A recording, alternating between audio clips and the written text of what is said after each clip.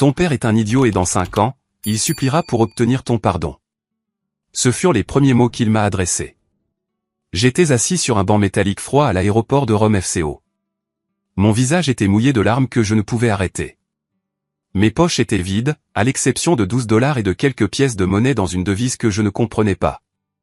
Ma famille venait de s'éloigner de moi, disparaissant par la sécurité avec leurs cartes d'embarquement, leurs bagages assortis et leur certitude absolue qu'ils faisaient ce qu'il fallait.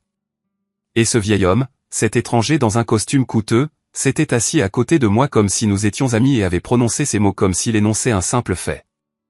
Je l'ai regardé, trop choqué et brisé pour répondre.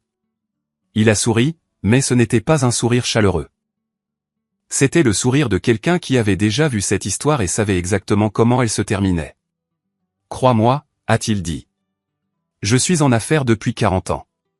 Je sais à quoi ressemble le désespoir et je sais à quoi ressemble le potentiel. Tu as les deux. » Il a cherché dans sa veste et en a sorti une carte de visite. Du papier cartonné lourd, un lettrage en relief, le genre de carte qui coûte plus cher à imprimer que ce que la plupart des gens dépensent en course. Je m'appelle Walter Ashford. J'ai bâti une entreprise de 400 millions de $ à partir de rien. Et là, tout de suite, je t'offre une chance que ta famille vient de jeter. Il a pressé la carte dans ma main tremblante. Appelle-moi quand tu seras prêt à arrêter de pleurer et à commencer à gagner. Puis il s'est levé, a ajusté sa veste et s'est dirigé vers le salon de première classe comme un homme qui n'avait jamais douté de rien dans sa vie. Je suis resté assis là un long moment à tenir cette carte, essayant de comprendre comment ma vie s'était brisée et reconstruite en l'espace de 10 minutes. Mais pour comprendre ce qui s'est passé dans cet aéroport, je dois vous ramener au début. À l'époque où je croyais encore que ma famille m'aimait inconditionnellement. À l'époque où je pensais que le sang signifiait loyauté et que la maison signifiait sécurité. Je m'appelle Ryan Torres. J'avais 19 ans quand ma famille m'a abandonné à Rome et 24 ans quand ils sont revenus en rampant. Voici l'histoire de ce qui s'est passé entre-temps. J'ai grandi dans une banlieue de Chicago, le plus jeune de 3 enfants dans ce que tout le monde appelait une bonne famille. Mon père, David Torres, était un cadre intermédiaire dans une compagnie d'assurance. Le genre d'homme qui croyait que se présenter au travail tous les jours et se plaindre de son patron lui donnait droit au respect. Ma mère, Linda, travaillait à temps partiel comme hygiéniste dentaire et passait le reste de son temps à gérer le foyer avec une précision qui frisait l'obsession. Tout devait être parfait chez les Torres, la pelouse, les meubles, l'image que nous projetions aux voisins. Mon frère aîné Marcus était l'enfant prodige, de 7 ans mon aîné. Il avait suivi exactement le chemin tracé par mes parents. Des appartements au lycée, une bourse complète pour une université respectée, l'école de droit et un poste dans un cabinet prestigieux du centre-ville. Il était tout ce que mes parents avaient toujours voulu d'un fils, et il ne laissait personne l'oublier. Ces réussites étaient le sujet de chaque dîner de famille, de chaque réunion de vacances, de chaque conversation avec des parents et amis. Ma sœur aînée, Vanessa, avait 4 ans de plus que moi et occupait un autre type de projecteur. Elle était la reine du drame, toujours au milieu d'une crise qui nécessitait l'attention et la sympathie de tout le monde. Une mauvaise note devenait une catastrophe. Une rupture devenait une tragédie. Un inconvénient mineur devenait une urgence familiale. Mes parents répondaient à tous ses besoins émotionnels, laissant tout tomber pour la réconforter, la valider, la rassurer qu'elle était spéciale et aimée. Et puis il y avait moi, la pensée après coup, l'accident, comme ma mère m'a appelé un jour quand elle pensait que je n'écoutais pas. J'avais 7 ans quand je l'ai entendu au téléphone avec sa sœur rire du fait que j'avais été une sacrée surprise et qu'il pensait avoir fini d'avoir des enfants. Je me tenais dans le couloir devant sa chambre, figé, comprenant pour la première fois que je n'avais pas été désiré comme Marcus et Vanessa l'avaient été. Cette compréhension a façonné tout ce qui a suivi. En grandissant, j'ai appris tôt que ma place dans la famille était d'être calme, agréable et reconnaissant pour les miettes d'attention qui me parvenaient. Marcus a eu les éloges et l'investissement dans son avenir. Vanessa a eu le drame et l'énergie émotionnelle. J'ai eu les restes. J'ai eu les vêtements usagés. On m'a dit d'être patient pendant que les besoins de mes frères et sœurs étaient traités en premier. Quand Marcus a eu besoin d'une voiture pour l'université, mes parents lui ont acheté une berline fiable qui coûtait 15 000 $. Quand Vanessa a eu besoin d'une voiture pour son travail, ils lui ont acheté un petit cabriolet sportif parce qu'elle méritait quelque chose de joli après sa rupture. Quand j'ai eu 16 ans et que j'ai demandé une voiture, mon père a ri et a dit que je pouvais prendre le bus comme tout le monde. Je n'étais pas un mauvais gamin. J'avais des notes correctes, je ne m'attirais pas d'ennui, je travaillais à temps partiel depuis mes 15 ans dans une épicerie à 5 km de chez nous. J'économisais mon argent soigneusement, ne demandant jamais rien à mes parents dont je n'avais pas absolument besoin. J'ai appris à être autonome parce que je n'avais pas d'autre choix. L'autosuffisance était une question de survie. L'autosuffisance était la façon dont je m'empêchais de me noyer dans une famille qui remarquait à peine mon existence. Quand j'ai obtenu mon diplôme d'études secondaires, mes parents ont clairement indiqué que l'université était ma responsabilité. Marcus avait eu ses frais de scolarité payés parce que l'école de droit est chère et importante. Vanessa avait eu les siens payés parce qu'elle avait besoin de soutien supplémentaire et de renforcement positif. Mais moi, on s'attendait à ce que je me débrouille tout seul. Tu es débrouillard, a dit ma mère quand j'ai demandé une aide financière, utilisant le même ton qu'elle pourrait utiliser pour décrire un chat errant qui avait appris à trouver sa propre nourriture. Tu as toujours été doué pour prendre soin de toi-même. Alors, j'ai contracté des prêts, travaillé 2 emplois et je me suis inscrit au collège communautaire avec l'intention d'être transféré dans une université en 4 ans.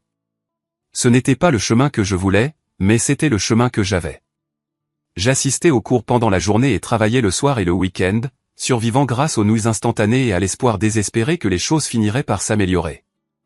Et puis j'ai rencontré Sophie et les choses se sont améliorées d'une manière que je n'aurais jamais pu imaginer.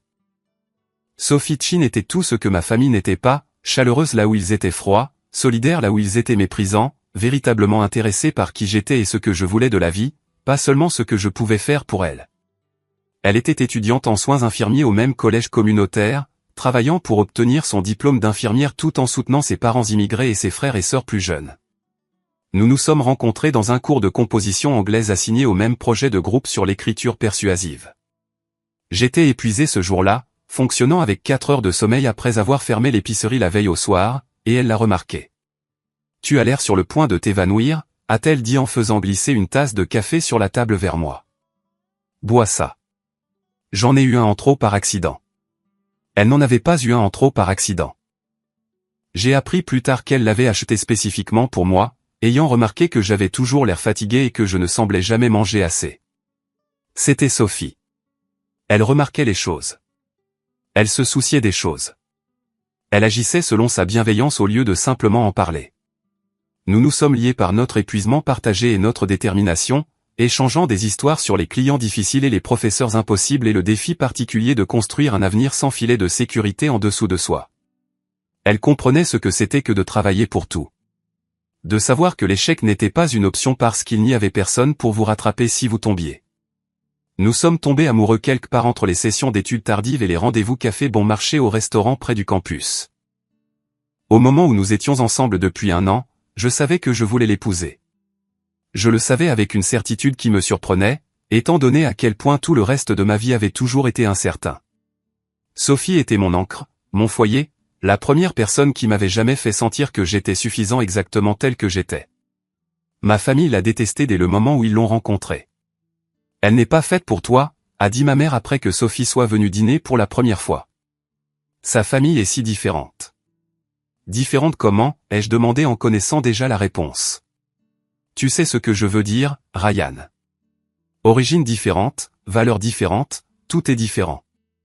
Ce qu'elle voulait dire, c'était que Sophie était sino-américaine, que ses parents parlaient un anglais accentué, qu'il possédait un petit restaurant au lieu d'occuper des emplois de bureau respectables. Ce qu'elle voulait dire, c'était que Sophie ne correspondait pas à l'image que ma mère avait construite de ceux avec qui ses enfants devraient finir. Sa famille travaille plus dur que quiconque je connais, ai-je dit. Ses parents sont venus dans ce pays avec rien et ont bâti une entreprise. Sophie paie ses études d'infirmière tout en aidant à les soutenir. En quoi n'est-ce pas admirable? Ma mère a agité la main avec dédain. Je dis juste qu'il y a plein de gentilles filles issues de bonnes familles. Tu n'as pas à te contenter de peu. Je ne me contente pas de peu. Je l'aime. La conversation s'est terminée là, mais la désapprobation non. Chaque réunion de famille devenait une occasion de me rappeler que Sophie n'était pas la bienvenue. Ils ne l'ont jamais invitée pour les vacances. Ils ne demandaient jamais de ses nouvelles. Quand je la mentionnais, ils changeaient de sujet. J'aurais dû voir alors ce qu'était vraiment ma famille. J'aurais dû comprendre que leur amour venait avec des conditions, que leur soutien avait des limites, que le sang n'était pas aussi épais qu'ils le prétendaient. Mais j'étais jeune et plein d'espoir et désespéré de croire qu'il finirait par changer d'avis. Le voyage à Rome devait tout changer. Mes parents avaient prévu des vacances familiales de 2 semaines en Italie pour célébrer leur 30e anniversaire de mariage. C'était un voyage extravagant, le genre de chose pour laquelle ils ne dépenseraient normalement jamais d'argent.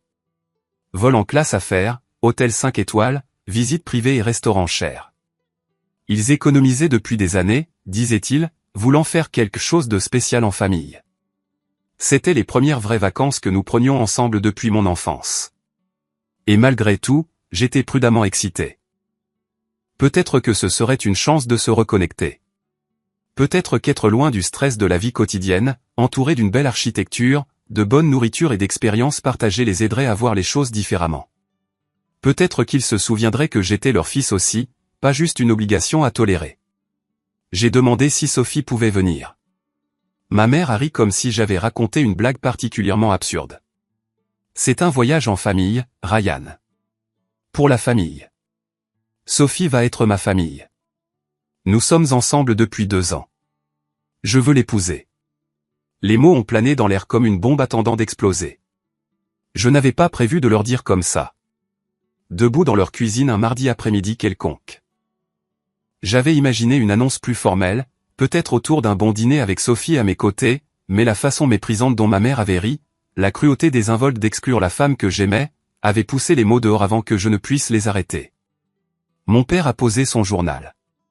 Pardon ? Je veux épouser Sophie. J'ai économisé pour une bague. J'allais faire ma demande à notre retour d'Italie. Le visage de ma mère est devenu pâle, puis rouge, puis une combinaison marbrée des deux. Tu ne peux pas être sérieux. Je suis tout à fait sérieux. Je l'aime et je veux passer ma vie avec elle. Ce qui a suivi a été la pire dispute de ma vie. Mon père a crié sur le fait que je gâchais mon avenir, que j'étais trop jeune pour savoir ce que je voulais, que le mariage était un engagement sérieux qui ne devait pas être pris sur un coup de tête. Ma mère a pleuré à propos de petits-enfants qui ne lui ressembleraient pas, de ce que les gens diraient, de la façon dont il m'avait élevé mieux que ça. Marcus, rentré pour le week-end pour aider à planifier le voyage, m'a fait la leçon sur le fait de faire des choix responsables. Tu as 19 ans, Ryan, tu ne connais rien à la vie. Sophie est une gentille fille, mais elle n'est pas faite pour notre famille. Vanessa a traité Sophie de croqueuse de diamants, ce qui était absurde étant donné que je n'avais rien à croquer. Quand je l'ai fait remarquer, elle a levé les yeux au ciel et a dit que j'étais naïf. Que les filles comme Sophie avaient toujours une idée derrière la tête. À la fin, mes parents ont lancé un ultimatum. Viens en Italie avec nous, a dit mon père, sa voix froidement raisonnable de cette façon qu'il avait quand il pensait être généreux. Prends ces 2 semaines pour réfléchir à ton avenir. Sans cette fille pour obscurcir ton jugement. À notre retour, si tu veux toujours gâcher ta vie avec quelqu'un qui n'est pas fait pour toi, c'est ton choix. Mais au moins, accorde-nous ce temps en famille. J'aurais dû dire non. J'aurais dû franchir la porte et ne jamais regarder en arrière.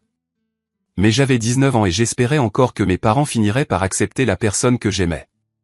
J'étais encore assez jeune pour croire que si j'essayais juste assez fort, si je faisais juste assez mes preuves, ils me verraient enfin comme ils voyaient Marcus et Vanessa.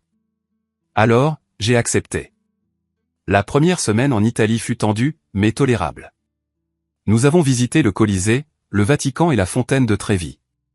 Nous avons erré à travers des ruines antiques, des églises de la Renaissance et des rues pavées qui avaient vu des siècles d'histoire.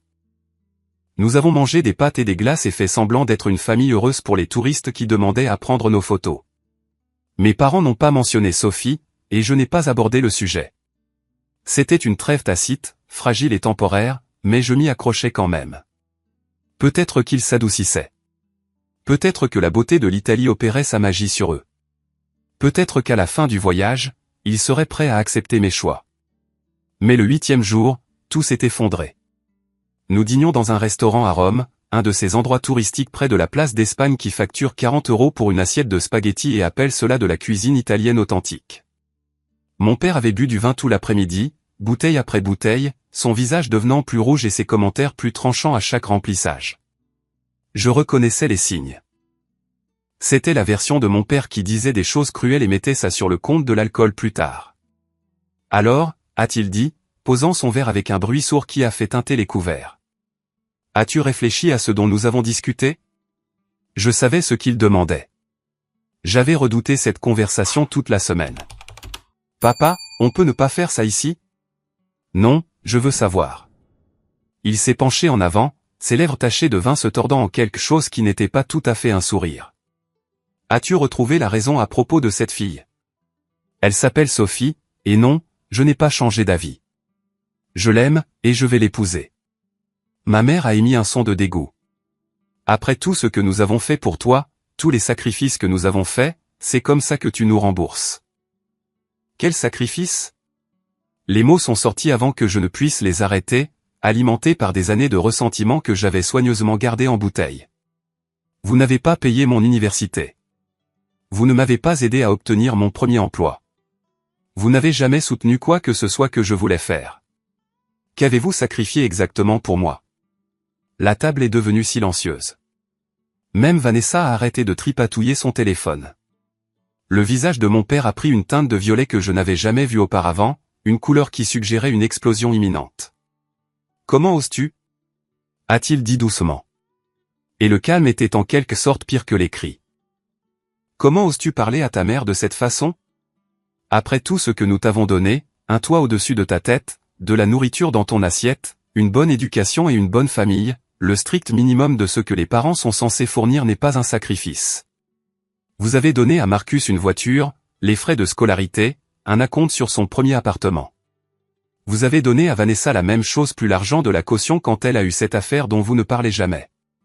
Que m'avez-vous donné? La permission d'exister dans votre maison jusqu'à mes 18 ans. Si tu es si malheureux avec cette famille, a dit mon père, se levant de table si vite que sa chaise a failli tomber. Alors peut-être que tu n'as plus besoin d'en faire partie. David, a dit ma mère, mais il n'y avait aucune conviction dans sa voix, aucune tentative réelle d'arrêter ce qui se passait. Non, j'ai fini. Mon père a fouillé dans ma veste, qui était accrochée au dossier de ma chaise, et a sorti mon téléphone. Tu n'auras pas besoin de ça. Papa, rends-moi ça. Tu veux être indépendant? Très bien, sois indépendant. Il a glissé le téléphone dans sa propre poche. Voyons comment tu t'en sors tout seul. David, peut-être qu'on devrait tous se calmer, a dit Marcus. Mais il n'a pas bougé pour arrêter notre père. Il est juste resté assis là à regarder de la même manière qu'il avait regardé toute mon enfance sans jamais intervenir. Vanessa, demande l'addition. Linda, prends tes affaires. Nous partons. Et Ryan, a demandé ma mère, mais cela ressemblait plus à une formalité qu'à une véritable inquiétude. Ryan peut se débrouiller tout seul. Il est si débrouillard après tout. N'est-ce pas ce que nous avons toujours dit? Ils sont partis. Ils sont vraiment partis. Je suis resté assis à cette table, stupéfait, regardant ma famille sortir du restaurant sans regarder en arrière. Ma mère ne s'est pas retournée. Marcus n'a pas hésité. Vanessa a même ri en franchissant la porte. Un son aigu et cruel qui a résonné dans le restaurant soudainement silencieux. Le serveur a apporté l'addition et m'a regardé avec une expression qui aurait pu être de la pitié. J'avais environ 40 € en poche, à peine assez pour couvrir ma part du repas. J'ai payé, j'ai quitté le restaurant et j'ai marché dans les rues de Rome, hébété. Je suis retourné à l'hôtel, mais quand j'ai essayé d'utiliser ma carte clé, elle n'a pas fonctionné. Le réceptionniste a expliqué en s'excusant que ma chambre avait été libérée, mes affaires avaient été récupérées et ma famille était déjà partie pour l'aéroport. Y a-t-il un problème, monsieur, a demandé le réceptionniste. Je ne savais pas comment répondre à cette question. J'ai pris un taxi pour l'aéroport, dépensant la majeure partie de l'argent qu'il me restait, espérant pouvoir les attraper avant qu'ils n'embarquent. Peut-être n'était-ce qu'un bluff. Peut-être qu'ils attendaient que je m'excuse, que je cède, que je prouve que la famille comptait plus pour moi que Sophie. Je ne me serais pas excusé, mais j'avais besoin de mon passeport, de mon portefeuille, de mon billet de retour. J'avais besoin d'au moins revenir sur le sol américain avant de comprendre ce qui viendrait ensuite. Quand j'ai atteint l'aéroport, je suis allé directement au comptoir de la compagnie aérienne. Je dois m'enregistrer pour mon vol. Ryan Torres, vol vers Chicago. L'agent a tapé mon nom dans l'ordinateur et a froncé les sourcils. Je suis désolé, monsieur, mais votre réservation a été annulée. Annulée par qui? Il semble que la réservation ait été modifiée par un autre membre de votre groupe. Le billet a été annulé et le remboursement a été traité sur le mode de paiement d'origine. Mais c'est mon vol. Ma famille est sur ce vol. Je comprends, monsieur, mais sans billet valide, je ne peux pas vous enregistrer. Voulez-vous acheter un nouveau billet? J'ai vérifié mes poches. 12 $ et de la monnaie, même pas assez pour la nourriture de l'aéroport, et encore moins pour un vol international. Je n'ai pas l'argent, m'entendis-je dire. Je n'ai rien. Ils ont pris mon téléphone, mon portefeuille, mon passeport. Votre passeport? Je me suis figé. Je n'y avais même pas pensé. Mon passeport était dans mon sac, le sac qui était maintenant probablement en route pour Chicago avec ma famille. Monsieur, sans passeport, vous ne pouvez pas embarquer sur un vol international. Quoi qu'il en soit, je vous recommanderais de contacter votre ambassade. Comment suis-je censé contacter qui que ce soit? Je n'ai pas de téléphone. Je n'ai pas d'argent. Je n'ai rien. L'agent m'a regardé avec une véritable sympathie mais ne pouvait offrir aucune aide pratique. Elle a suggéré que je trouve le bureau de sécurité de l'aéroport qui pourrait peut-être m'aider à contacter l'ambassade. Je me suis éloigné du comptoir dans un brouillard. Mes jambes m'ont porté vers un banc près des portes de départ où je pouvais voir les panneaux affichant des destinations que je ne pouvais pas atteindre. Chicago, New York, Londres, Paris, tout un monde d'endroits où je ne pouvais pas aller parce que ma propre famille m'avait laissé sans rien. Je me suis assis et pour la première fois depuis mon enfance, j'ai commencé à pleurer. J'ai pleuré pour les parents qui m'avaient abandonné sans hésitation. J'ai pleuré pour le frère qui était resté là à regarder. J'ai pleuré pour la sœur qui avait probablement ri de ça sur le vol de retour. J'ai pleuré pour Sophie, qui serait morte d'inquiétude quand je ne répondrais pas à mon téléphone. J'ai pleuré pour l'avenir que je construisais, maintenant brisé sur le sol car l'effroi d'un aéroport étranger. Je ne sais pas combien de temps je suis resté assis là, assez longtemps pour que le soleil se couche à travers les fenêtres du terminal. Assez longtemps pour que mes larmes sèchent et recommencent. Assez longtemps pour me demander si c'était ainsi que ma vie se terminait. Bloqué et seul dans un pays dont je ne parlais pas la langue, abandonné par tous ceux qui étaient censés m'aimer. C'est là qu'il s'est assis. Je ne l'ai pas remarqué au début. Juste un autre passager, juste un autre étranger dans un aéroport plein d'étrangers. Mais ensuite il a parlé et tout a changé. C'était toute une scène au comptoir des billets. J'ai levé les yeux. Il était plus âgé, peut-être 70 ans, avec des cheveux argentés et un visage qui avait clairement connu des années difficiles avant l'arrivée de la richesse. Son costume coûtait probablement plus cher que mes frais de scolarité semestriels. Sa montre était du genre qui venait avec une liste d'attente et un prix à 6 chiffres. J'étais assis là-bas, a-t-il dit en montrant un groupe de sièges près du salon de la classe affaires. J'ai tout entendu. Ta famille a annulé ton billet et t'a laissé ici. J'ai hoché la tête, trop épuisé pour être embarrassé. Ils ont pris ton téléphone, ton passeport, tout. J'ai 12 $ et nulle part où aller. Il m'a étudié un long moment, ses yeux vifs et évaluateurs. Ce n'était pas de la pitié dans son regard. C'était autre chose. Calcul peut-être ou reconnaissance. Pourquoi ont-ils fait ça, a-t-il demandé. À propos de quoi était la dispute? J'ai ri amèrement. Ma petite amie. Ils ne l'approuvent pas. Ils m'ont dit de choisir entre elle et eux. J'ai choisi elle et ils t'ont laissé bloqué en Europe comme punition. Je suppose qu'ils voulaient me donner une leçon. Sacrée leçon. Il a secoué la tête lentement. Sacrée famille. Il est resté silencieux un moment, regardant les panneaux de départ faire défiler les destinations. Puis il s'est tourné vers moi. Quel est ton nom, fiston? Ryan. Ryan Torres. Eh bien, Ryan Torres, je m'appelle Walter Ashford. J'ai bâti une entreprise de 400 millions de dollars à partir de rien. J'ai commencé avec 50 $ en poche et une volonté de travailler plus dur que quiconque. Il m'a fallu 40 ans pour arriver là où je suis aujourd'hui. Je ne savais pas quoi dire. Je ne savais pas pourquoi l'étranger me racontait l'histoire de sa vie. Tu sais ce que j'ai appris au cours de ces 40 années? A-t-il continué. J'ai appris que la famille n'est pas toujours le sang. J'ai appris que les gens qui sont censés vous aimer inconditionnellement sont parfois les premiers à mettre des conditions à leur amour. Et j'ai appris que se faire mettre à terre ne compte pas autant que de se relever. Il a cherché dans sa veste et a sorti une carte de visite. Le papier cartonné était épais et lourd, le lettrage en relief doré. Walter Ashford, président-directeur général, Ashford Industries. Je rentre à New York ce soir. J'ai un siège libre dans ma section et des contacts à l'ambassade qui peuvent accélérer le remplacement d'un passeport. Si tu veux, tu peux venir avec moi. Je l'ai regardé fixement. Pourquoi feriez-vous ça? Vous ne me connaissez pas, non, je ne te connais pas. Mais je sais ce que j'ai vu. J'ai vu un jeune homme qui a défendu ce en quoi il croyait même quand cela lui a tout coûté. J'ai vu quelqu'un avec de la loyauté, de la conviction et du courage. Ce sont des qualités rares, Ryan. La plupart des gens font des compromis. La plupart des gens reculent. Tu ne l'as pas fait. Je n'avais pas le choix. Il y a toujours un choix. Tu aurais pu t'excuser. Tu aurais pu dire à tes parents ce qu'ils voulaient entendre et garder Sophie secrète.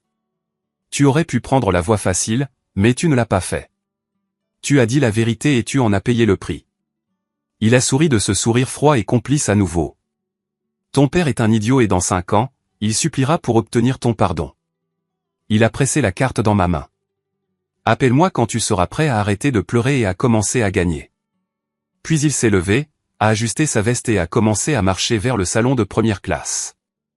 Attendez, ai-je appelé après lui. Pourquoi faites-vous vraiment ça? Il s'est arrêté et a regardé en arrière. Parce qu'il y a 60 ans, quelqu'un l'a fait pour moi.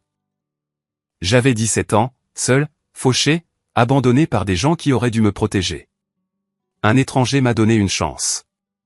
Je paie au suivant depuis lors. Il m'a fait signe de suivre. Viens, Ryan. Ramenons-toi à la maison. J'ai hésité un seul instant. Puis je me suis levé, j'ai essuyé mon visage et j'ai suivi la première personne qui avait jamais cru en moi. Le vol vers New York était surréaliste. Je n'avais jamais été en première classe auparavant, je n'avais jamais connu le lit inclinable et les agents de bord qui vous traitaient comme de la royauté.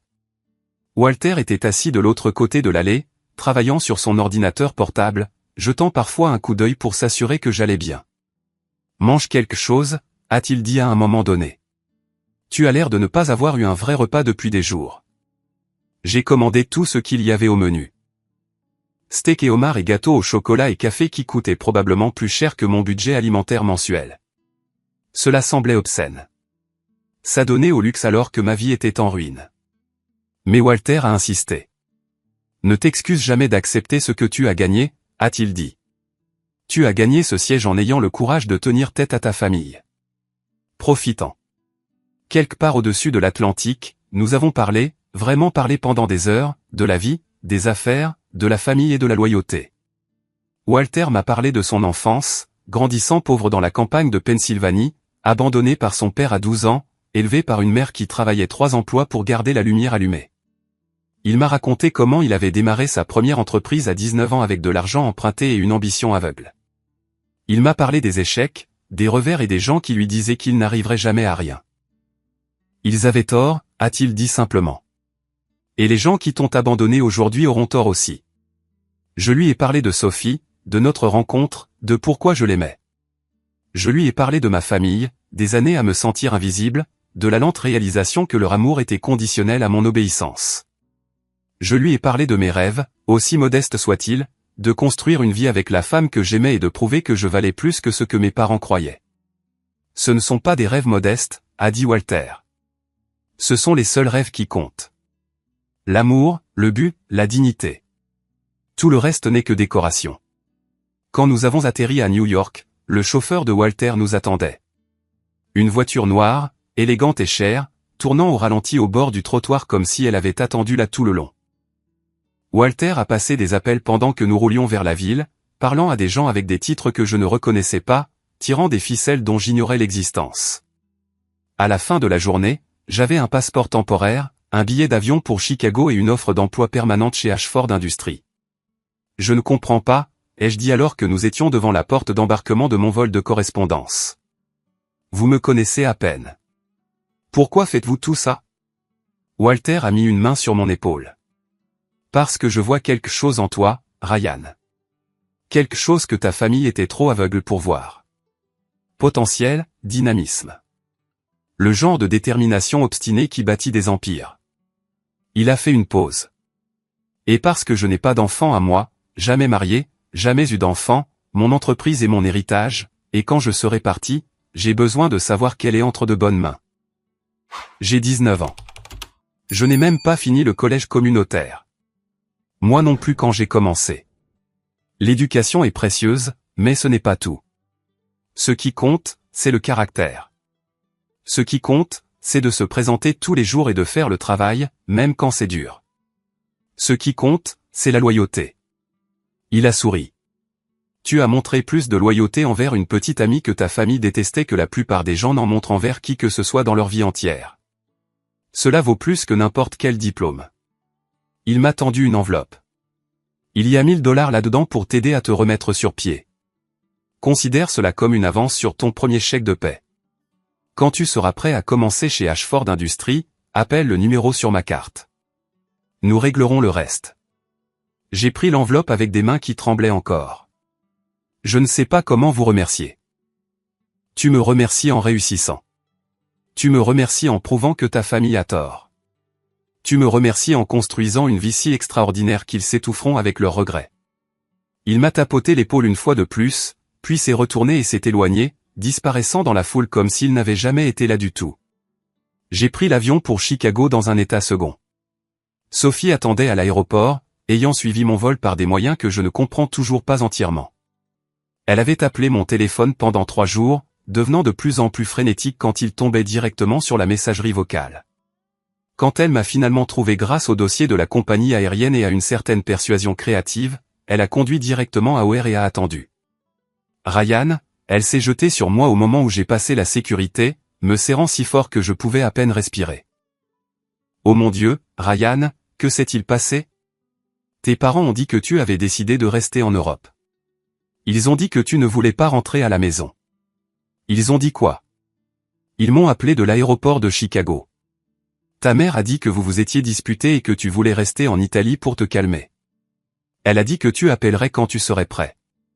Sophie s'est reculée, étudiant mon visage. Ce n'est pas ce qui s'est passé, n'est-ce pas? Non, ce n'est pas du tout ce qui s'est passé. Je lui ai tout raconté. L'ultimatum au restaurant, le téléphone volé, le billet annulé, les heures passées à pleurer dans un aéroport étranger. Et puis je lui ai parlé de Walter, du sauvetage improbable, de l'offre d'emploi qui s'était matérialisée de nulle part. Sophie a écouté sans interrompre, son expression passant de l'horreur à la fureur puis à quelque chose qui ressemblait presque à de l'espoir. Il t'a juste aidé, un parfait inconnu. Il a dit que quelqu'un l'avait fait pour lui une fois. Il a dit qu'il payait au suivant et il m'a offert un emploi dans son entreprise, Ashford Industries. J'ai regardé sur le vol. Ils font du conseil, des investissements, du développement immobilier. C'est énorme, Sophie. Genre fortune 5 cents énorme. Elle est restée silencieuse un long moment. Puis elle a ri. Un son de pur soulagement et d'incrédulité. Il n'y a que toi, Ryan. Il n'y a que toi pour te faire abandonner par ta famille et finir avec une offre d'emploi d'un milliardaire. J'ai ri aussi parce que pouvais-je faire d'autre? L'absurdité de tout ça. Le passage brutal du désespoir à la possibilité était trop lourd à traiter autrement. Qu'est-ce que tu vas faire, a-t-elle demandé à propos de ta famille? Je veux dire, vas-tu les confronter? J'y ai pensé. Aux parents qui m'avaient laissé sans hésitation. Aux frères qui avaient regardé et n'avaient rien fait. À la sœur qui riait probablement encore de toute l'affaire. Non, ai-je dit finalement. J'en ai fini avec eux. Ils ont fait leur choix. Et maintenant je fais le mien. Et quand ils réaliseront ce qu'ils ont fait? Quand ils voudront s'excuser. Ils ne s'excuseront pas. Ils trouveront des excuses. Ils diront que je les ai provoqués ou qu'ils me donnaient une leçon ou que je réagis de manière excessive. J'ai secoué la tête. Mais s'ils reviennent un jour en rampant, je veux être dans une position où je n'aurai pas besoin d'eux. Je veux réussir si complètement que leurs excuses n'auront aucun sens. Sophie a serré ma main. Alors faisons en sorte que cela arrive. J'ai commencé chez Ashford Industries 3 semaines plus tard. Walter n'avait pas exagéré à propos de son entreprise. Ashford Industries était un conglomérat massif avec des divisions dans le conseil, l'immobilier, la technologie, les investissements et le développement international. Ils avaient des bureaux dans 12 pays et employaient plus de 5000 personnes. Leur siège social à New York occupait 3 étages d'une tour de verre dans Midtown, rempli de gens en costumes coûteux, concluant des affaires qui façonnaient les marchés et déplaçaient des millions. Et moi, un décrocheur du collège communautaire de 19 ans avec 12 $ à mon nom il y a à peine quelques semaines, je commençais au service courrier. Tout le monde commence quelque part, a dit Walter lorsqu'il m'a fait faire le tour lors de mon premier jour. Il m'a guidé à travers les couloirs étincelants, devant les salles de conférence avec des chaises en cuir et les bureaux de direction avec vue sur Central Park. J'ai commencé à balayer les sols dans un entrepôt à Philadelphie. Mon premier patron était un ivrogne qui me jetait des choses quand il était en colère. Tu es déjà en avance sur là où j'étais. Le service courrier était au sous-sol, un espace éclairé au néon rempli de chariots et de paquets, et du bourdonnement constant des machines de tri. Mon superviseur était un homme d'âge moyen nommé Carlos qui travaillait là depuis 20 ans et ne montrait aucun intérêt à monter en grade. Fais ton travail. Reste en dehors des ennuis. Fais profil bas, m'a dit Carlos le premier jour. C'est comme ça qu'on survit par ici. C'était un travail dur. Le genre de travail qui me laissait épuisé à la fin de chaque journée. Les muscles endoloris à force de pousser des chariots lourds dans des couloirs sans fin. Le cerveau grillé à force d'essayer de mémoriser l'emplacement de centaines de bureaux et les noms de milliers d'employés. Je triais le courrier, faisais des livraisons, allais chercher du café pour des cadres qui me regardaient à travers moi comme si j'étais invisible et faisais tout ce qui devait être fait. La plupart des gens des étages supérieurs ne savaient pas que j'existais. J'étais juste le gars du courrier, l'un des travailleurs anonymes qui faisait fonctionner l'entreprise pendant que les gens importants faisaient des choses importantes. Je déjeunais seul dans la salle de pause du sous-sol, étudiais des livres de commerce dans le métro en rentrant chez moi et m'effondrais dans mon lit chaque soir, me demandant si c'était vraiment le chemin vers quelque chose de mieux. Mais Walter observait. Même quand je ne le voyais pas, il observait. Toutes les quelques semaines, il m'appelait dans son bureau pour ce qu'il appelait des réunions de progrès.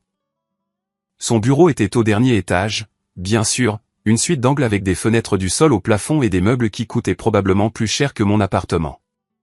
Je m'asseyais dans le fauteuil en cuir en face de son bureau massif, me sentant petit et déplacé. Pendant qu'il posait des questions, il demandait des nouvelles de mon travail. Est-ce que j'apprenais la disposition du bâtiment? Est-ce que je comprenais comment les différents départements étaient connectés? Avais-je remarqué quelque chose sur la façon dont l'information circulait dans l'entreprise? Il posait des questions sur mes études. Est-ce que je lisais toujours les livres qu'il recommandait? Est-ce que je comprenais les principes de l'investissement axé sur la valeur? Pouvais-je expliquer la différence entre un rachat par emprunt et un rachat par les cadres? Il demandait des nouvelles de Sophie. Comment s'en sortait-elle dans son programme de soins infirmiers? Planifions-nous l'avenir? Comprenait-elle les sacrifices que la construction d'une carrière exigerait? Il m'enseignait, je m'en rendais compte, à sa manière non conventionnelle, me formant pour quelque chose de plus grand que la livraison de courrier, me testant pour voir si j'avais la faim, la discipline et l'intelligence pour m'élever au-delà de ma situation. La plupart des gens pensent que le succès est une question de talent, a-t-il dit lors d'une de ces réunions, se penchant en arrière dans sa chaise, les doigts joints. Ils pensent que soit on l'a, soit on ne l'a pas, comme si c'était quelque chose avec lequel on est. Mais le talent est surfait. J'ai vu des gens brillants échouer parce qu'ils pensaient que leur brillance leur donnait droit au succès, et j'ai vu des gens ordinaires accomplir des choses extraordinaires parce qu'ils étaient prêts à travailler plus dur, plus longtemps et plus intelligemment que quiconque. Il m'a fixé de ses yeux vifs et évaluateurs. Ce qui compte, c'est l'éthique de travail. Ce qui compte, c'est de se présenter chaque jour et de faire le travail mieux que vous ne l'avez fait hier. C'est quelque chose que tout le monde peut apprendre. C'est quelque chose que tu apprends. Après 6 mois au service courrier, j'ai été promu assistant administratif pour l'un des cadres intermédiaires de la division conseil. C'était un petit pas en avant, mais cela semblait énorme. J'avais mon propre bureau maintenant, mon propre téléphone, ma propre petite part de légitimité. Après une autre année, j'étais analyste junior travaillant avec des données réelles, contribuant à des rapports réels, siégeant dans des réunions réelles où les décisions étaient prises. Les cadres ont commencé à me reconnaître, à hocher la tête quand je les croisais dans le couloir, à se souvenir de mon nom. À 22 ans, je gérais ma propre petite équipe d'analystes responsables de projets qui affectaient de vrais clients et de l'argent réel. À 23 ans, je supervisais un projet de développement majeur dans la division immobilière, coordonnant entre les architectes, les entrepreneurs et les gouvernements locaux. À 24 ans, j'étais directeur régional avec un bureau d'angle qui avait une petite vue sur l'East River, gagnant un salaire qui aurait fait tourner la tête de mon père. Sophie et moi nous sommes mariés quand j'avais 21 ans lors d'une petite cérémonie avec sa famille et quelques amis. Walter était là, debout au fond, regardant avec une expression que je ne pouvais pas tout à fait lire. Il nous a offert un cadeau de mariage qui m'a coupé le souffle, l'acompte pour une maison en banlieue avec une carte qui disait « Pour la famille que vous construirez ensemble ». J'ai pleuré quand je l'ai lu. C'était la première fois que quelqu'un investissait dans mon avenir de cette façon. La première fois que quelqu'un me regardait et voyait quelque chose en quoi valait la peine de croire. Nous avons acheté la maison. Nous l'avons remplie de meubles d'occasion et de plantes que Sophie insistait pour cultiver. Nous y avons construit une vraie vie fondée sur l'amour et le travail acharné et la certitude tranquille que nous nous étions choisis et que nous continuerions à nous choisir chaque jour. Je n'ai pas eu de nouvelles de ma famille biologique pendant 5 ans. Pas un seul appel, pas un seul texto, pas une seule tentative d'excuse ou d'explication ou de réconciliation. Ils m'avaient coupé les ponts aussi complètement que si je n'avais jamais existé. Et une partie de moi était reconnaissante pour le silence. Cela rendait les choses plus propres. Cela me permettait de me concentrer sur la construction de quelque chose de nouveau au lieu de pleurer ce que j'avais perdu. Mais je gardais une trace d'eux à ma façon. Je savais que mon père avait pris sa retraite anticipée en raison de problèmes de santé. Je savais que Marcus avait divorcé et avait du mal à reconstruire son cabinet. Je savais que Vanessa avait traversé 2 autres mariages et vivait actuellement à nouveau avec mes parents, ayant brûlé sa part de l'argent familial. Je savais tout cela parce que malgré tout, une partie de moi s'en souciait encore. Une partie de moi espérait encore qu'ils retrouveraient la raison, qu'ils réaliseraient ce qu'ils avaient fait, qu'ils voudraient arranger les choses. Et finalement, ils l'ont fait. L'appel est arrivé un mardi après-midi, 5 ans presque jour pour jour depuis qu'ils m'avaient laissé dans cet aéroport.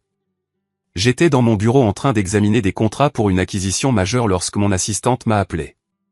Monsieur Torres, il y a une femme en ligne qui prétend être votre mère. Elle dit que c'est urgent. J'ai regardé le téléphone un long moment, mon cœur battant d'une manière à laquelle je ne m'attendais pas. Puis j'ai décroché. Allô, Ryan.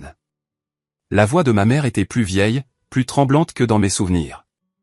Ryan, est-ce vraiment toi? Qu'est-ce que tu veux, maman? Elle a commencé à pleurer. De longs sanglots qui craquaient à travers la ligne téléphonique. Je suis tellement désolé, Ryan. Je suis tellement désolé. Nous n'aurions jamais dû. Ton père et moi, nous avons fait une terrible erreur. Vous m'avez laissé bloqué dans un pays étranger sans argent et sans moyen de rentrer. C'est plus qu'une erreur. Je sais. Je sais. Et je l'ai regretté chaque jour. Nous avions tort à propos de Sophie, à propos de tout. Nous avions tort. Et je suis tellement désolé. J'ai attendu, laissant le silence s'étirer. 5 ans de silence de leur part. Et maintenant ils voulaient le remplir d'excuses. Pourquoi appelles-tu maintenant? Ai-je demandé. Pourquoi aujourd'hui? Un autre sanglot. Ton père est malade, Ryan. Son cœur. Les médecins disent qu'il a besoin d'une opération. Mais nous ne pouvons pas nous le permettre. L'assurance ne couvrira pas tout. Et nous avons déjà emprunté sur la maison. Et voilà. La vraie raison. De combien avez-vous besoin? 50 000 $. Peut-être 60. Sa voix est tombée à un murmure. Je sais que je n'ai aucun droit de demander après ce que nous avons fait, mais c'est ton père, Ryan. Quoi qu'il se soit passé entre nous, il est toujours ton père. J'ai pensé à l'homme qui avait arraché le téléphone de ma poche et était parti. J'ai pensé aux années de silence, à l'absence totale de remords. J'ai pensé au fait qu'ils n'appelaient que maintenant parce qu'ils avaient besoin de quelque chose. Et j'ai pensé à ce que Walter m'avait dit dans cet aéroport il y a 5 ans. Ton père est un idiot. Et dans 5 ans, il suppliera pour obtenir ton pardon. Je vais vous envoyer un chèque, ai-je dit. 75 000, cela devrait couvrir l'opération et certains coûts de récupération. Ma mère a halté. Ryan, merci. Merci beaucoup. Je ne sais pas comment nous pourrons jamais te rembourser. Vous ne le rembourserez pas. Je ne veux pas de votre argent. Je ne veux rien de vous. Mais tu viendras sûrement nous rendre visite. Ton père voudrait te voir. Non. Le mot a plané dans l'air comme une porte qui claque. Non, ai-je répété. J'envoie l'argent parce que personne ne mérite de mourir par manque de soins médicaux. Pas même quelqu'un qui a abandonné son enfant dans un pays étranger. Mais c'est là que ça s'arrête. Je ne veux pas le voir. Je ne veux plus avoir de vos nouvelles. Considérez ceci comme la transaction finale entre nous.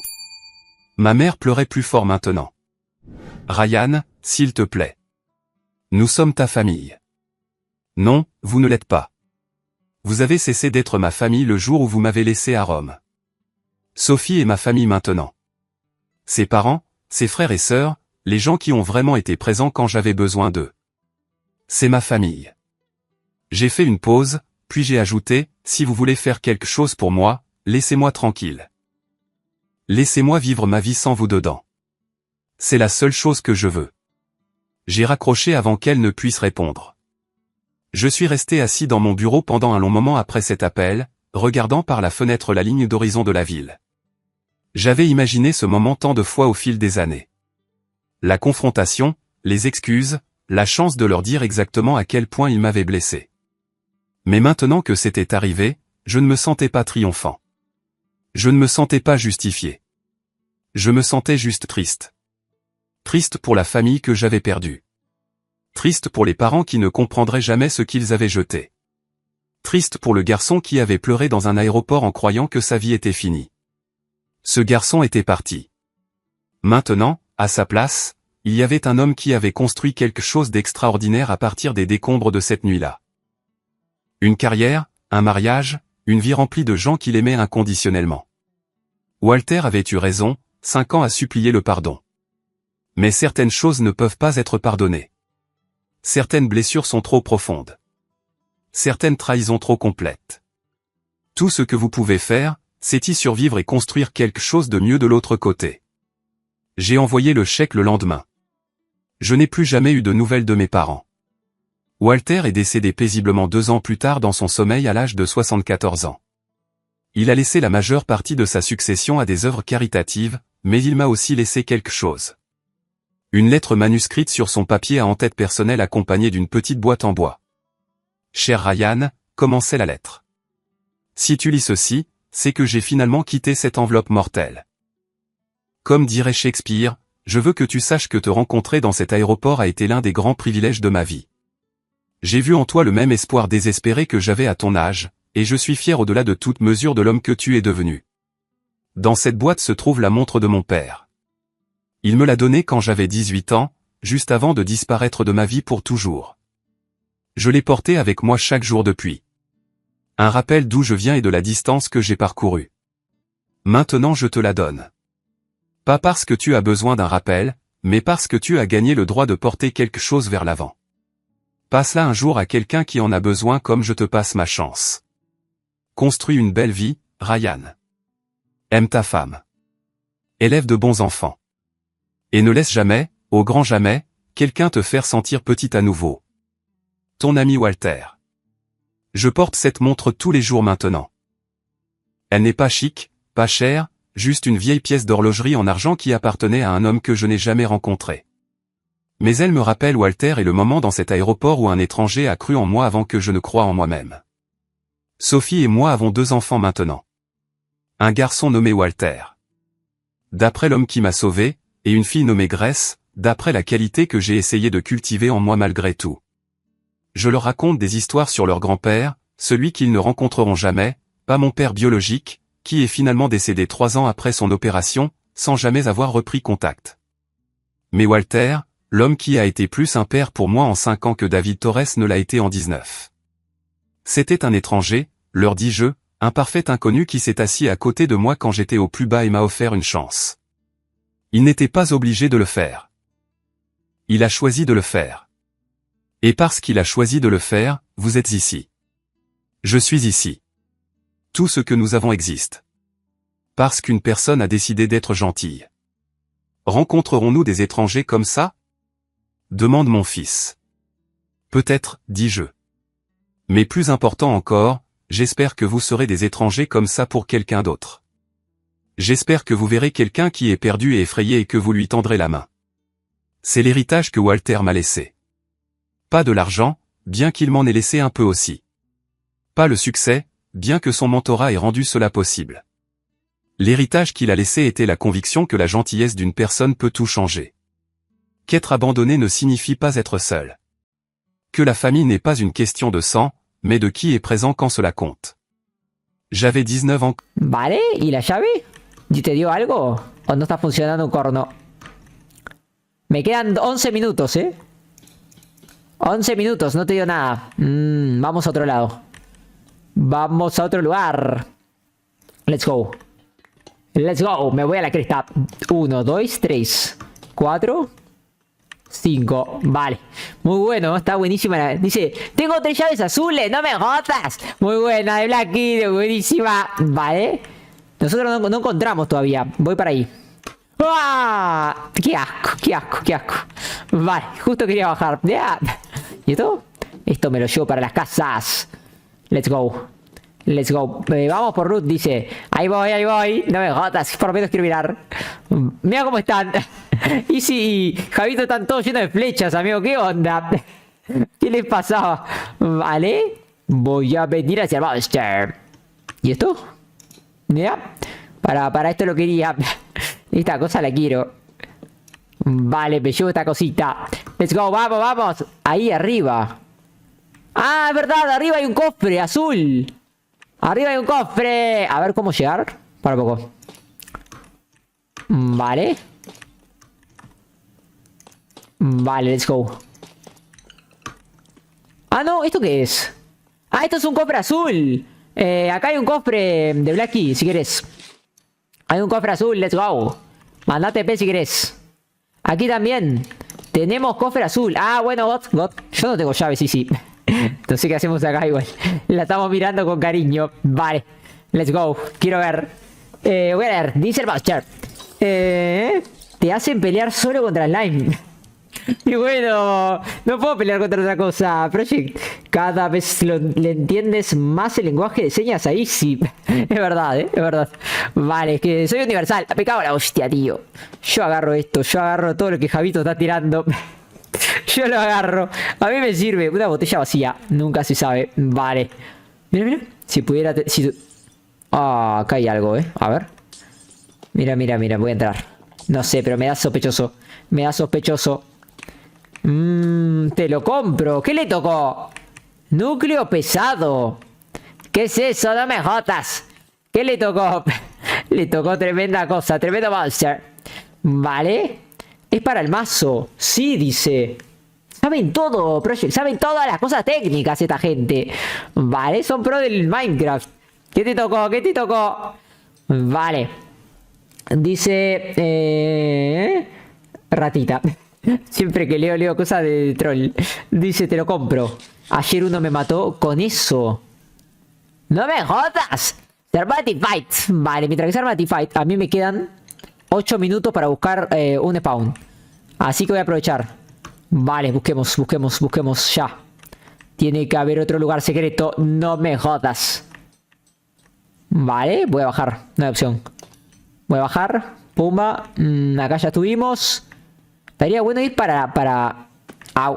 Estaría bueno meterse en la zona secreta, tipo para allá, exactamente. Exactamente, dijo el monster. ¿Esto? No se activa ya. Muejeje. Vale, leo un cartel que dice muejeje. What the fuck. Vale. Opa. ¿Y esto? Acá estuvimos recién, me parece, ¿no? No lo sé, Rick. Parece falso. Creo que sí. No.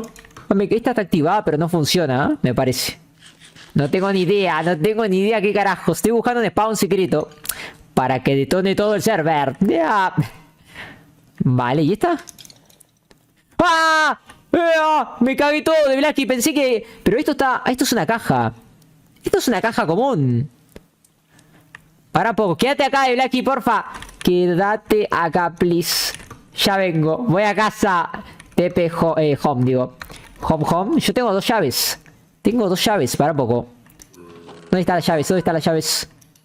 No me jodas. Acá. Vale. TP de Blacky. Listo, estoy acá. Tengo llave. Yo también. Vale, esta es la común, ¿no? ¿Por qué hace eso del agua?